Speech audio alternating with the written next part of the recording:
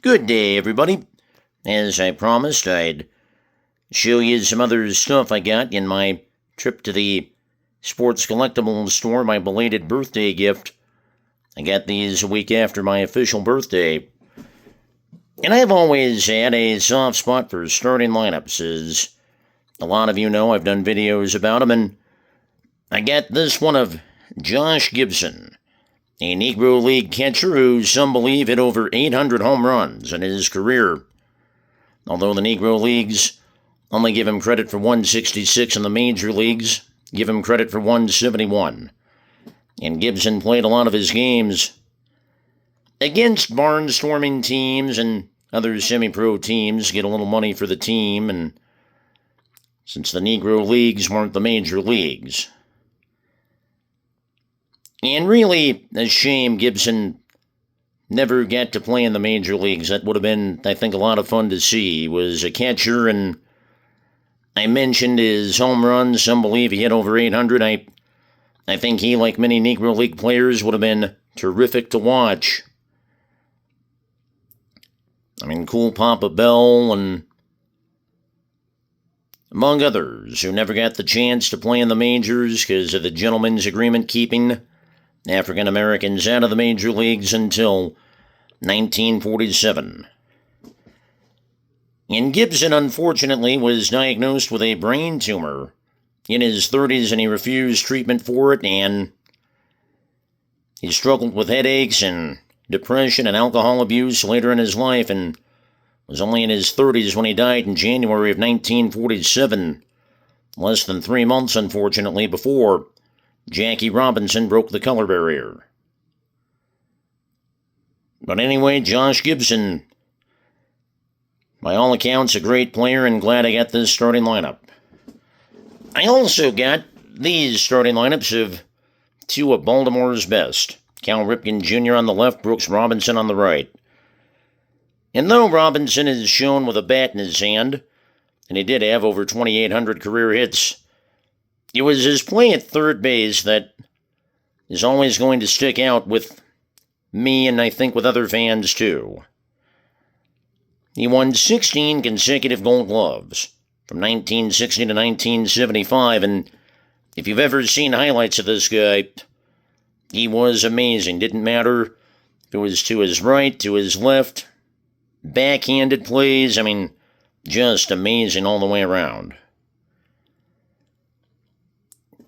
And through the years, Robinson continued to root on the Orioles long after his career had ended. And just a few more things about his career, and finally got to the World Series in 1966, winning it over the Dodgers.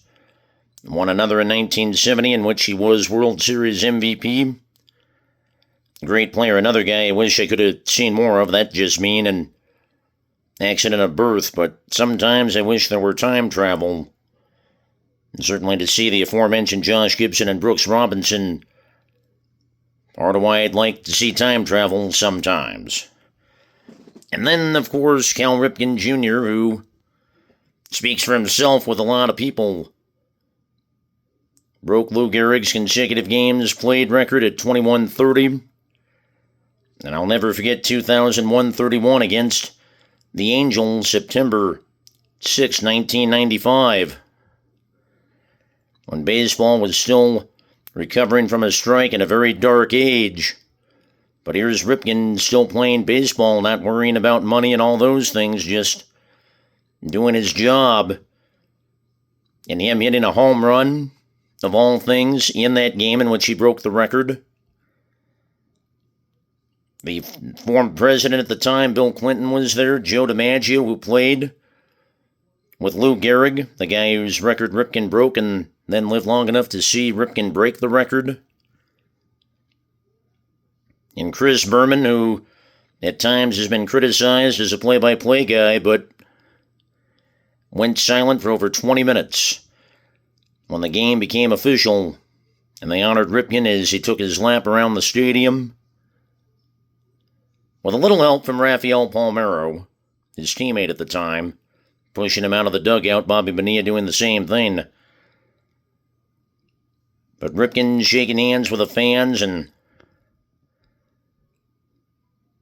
Again, playing baseball for the pure joy of it.